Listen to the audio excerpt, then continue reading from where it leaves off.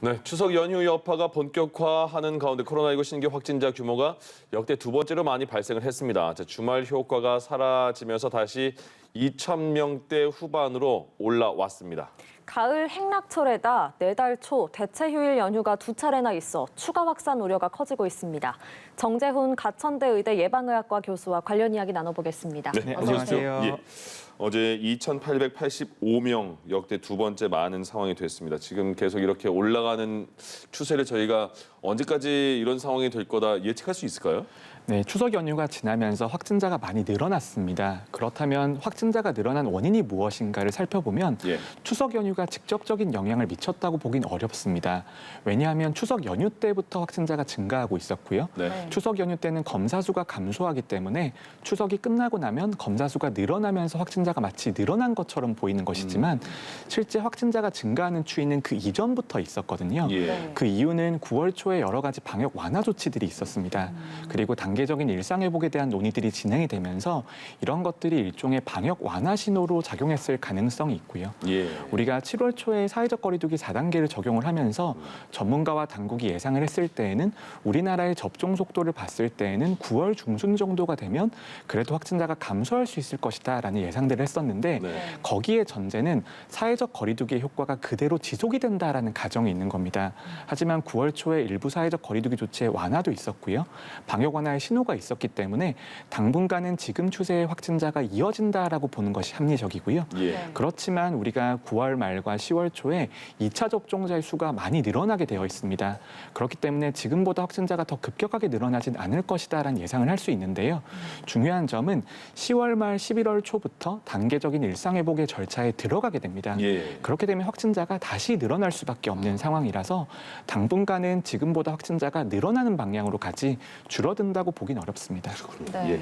그러면 연휴, 그 추석 연휴의 영향은 언제부터 나온다고 봐야 될까요? 추석 연휴의 본격적인 영향이 이번 주부터 나타나야 됩니다. 만약에 추석 연휴라는 것이 확진자를 늘리는 방향으로 작용을 한다라면 이번 주에 확진자가 지난주보다 더 크게 늘어났어야 됐거든요. 예. 하지만 우리나라의 상황들을 이때까지 1년 반을 돌이켜보면은 연휴라고 하는 것이 확진자를 급격하게 증가시키는 방향으로 작용하고 있지는 않습니다. 그렇기 때문에 추석 연휴가 끝나고 나서 확진자가 증가하는 것은 예. 그 이전의 효과이지 그 이후의 효과는 아니라는 것이죠. 교수님, 이렇게 확진자 수가 계속 많은데 정부는 그럼에도 불구하고 11월 초에는 단계적 일상 회복이 가능할 거라는 입장입니다. 이 정부의 판단 어떻게 생각하십니까? 네, 단계적 일상 회복이라는 것이 왜 필요한지부터 좀 설명을 드려야 될 것 같습니다. 예. 우리가 이때까지 방역상의 피해가 너무 크기 때문에 그 방역상의 피해를 사회적 거리두기를 통해서 사회경제적인 피해로 바꿔왔었거든요. 그런데 사회경제적인 피해가 사회적 거리두기가 너무 오래되면서 그 피해도 견디기 힘들게 된 겁니다. 그리고 백신 접종이 많이 올라가면서 다시 방역상으로 피해를 돌린다고 하더라도 피해 규모가 많이 줄었다라는 판단이 있기 때문에 단계적인 일상회복으로 나아갈 수 있는 것이거든요. 네.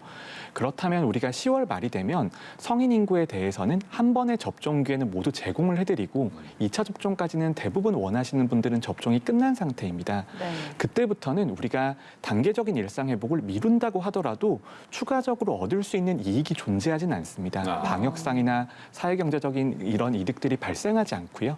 네. 그다음에 모든 접종이 끝나고 나면 우리가 선택할 수 있는 정책적인 대안이 마땅치 않다라는 문제가 있거든요. 예. 그래서 11월부터는 미루면 미룰수록 누적되는 사회경제적인 피해만 발생할 뿐이고 얻을 수 있는 이익이 없는 상태다라고 볼 수 있습니다. 그렇기 때문에 10월 말 11월 초가 되면 그때부터는 단계적인 일상회복 절차로 나아가야 되는 겁니다.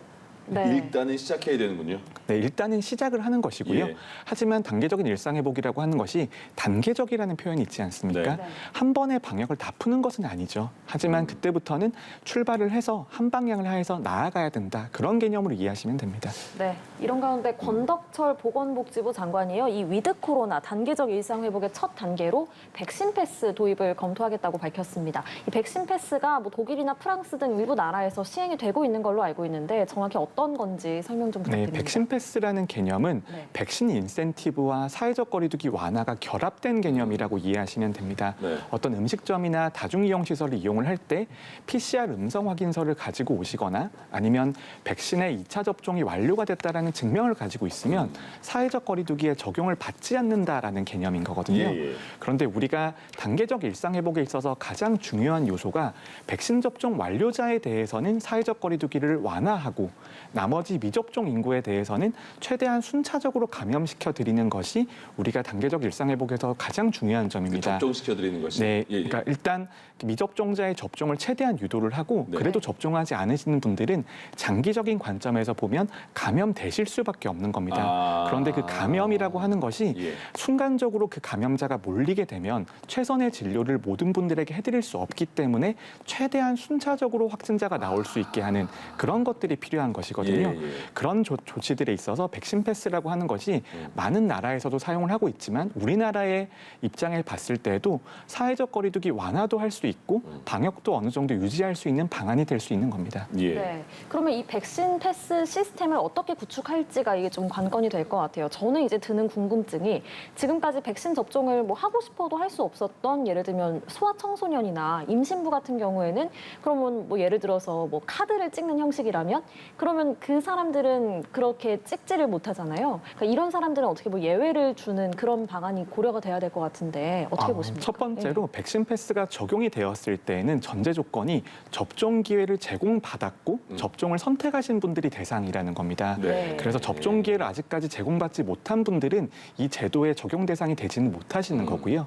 그리고 이제 백신 패스를 사용하고 있는 많은 나라들이 접종 증명서를 위조한다거나 아니면 이제 PCR 검사 증명서도 이제 위조하는 경우들이 있습니다. 그런 예. 것들이 문제가 될 수 있는데 시청자분들도 많이 사용하고 계신 것처럼 우리나라는 QR 코드로 출입 증명을 하고 있고요. 그 출입 증명이 백신 접종력과 연계가 되어 있기 때문에 예, 예. 그런 제도들을 활용을 하게 되면 아무래도 우리나라에서는 위조라든지 아니면 이런 악용의 여지 같은 것들은 조금 차단할 수 있다고 생각을 합니다. 네, 알겠습니다. 오늘 코로나 이야기는 여기까지 듣겠습니다. 정재훈 가천대 의대 예방의학과 교수와 함께했습니다. 오늘 고맙습니다. 감사합니다.